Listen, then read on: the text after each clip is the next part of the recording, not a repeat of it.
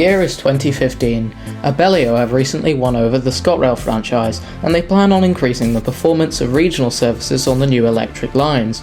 The pre-existing Class 380 units were doing a good job, however there simply weren't enough of them. The fill-in services were done with old BREL Class 314s, 318s and 320s, which in the nicest way possible were definitely not up to scratch with the latest technology. ScotRail's signed a contract with the Japanese train manufacturer Hitachi, ordering 70 electric AT200 sets to replace and operate alongside the older trains, mainly on services between Edinburgh and Glasgow. Now, every train family has a meaning to it. Zero, Turbostar and Aventra are all good names for a group of trains, but AT200 sounds a bit bland and technical. This is usually shortened to A-train, but Hitachi has a system for the A-trains in which the family name determines what type of train it is. For AT100 we have the high-density suburban trains. Say, if the Class 376 were built by Hitachi, it would be classified as an AT100.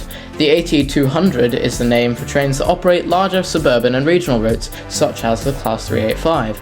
AT300 is the class for fast, long-distance intercity trains such as the Class 800 or the Javelin.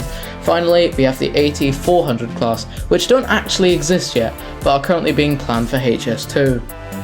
Construction of the Class 385 began in late 2015, with the first units being delivered roughly a year later.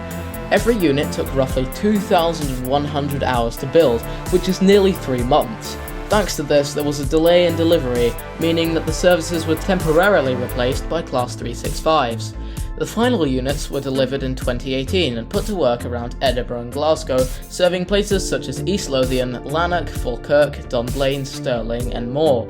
In 2019, Hitachi offered to build identical battery sets to operate on electrified lines, but the offer was turned down. This would have been super cool because at the moment there aren't any battery trains in Scotland.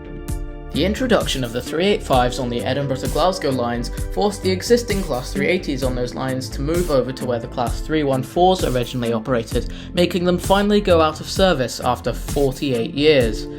There were one or two problems about the new 385s, one of them being that the god-awful windscreen orientation meant that some drivers could barely see in bright sunlight and experienced hallucinations of extra signals. Just kidding, the angled glazing meant that the light of signals were reflected, supposedly making the driver double-sighted. To this day, this hasn't been fixed, but I suppose the 385 drivers just got used to this. Today, all 70 units remain in operation, connecting the two biggest Scottish cities together.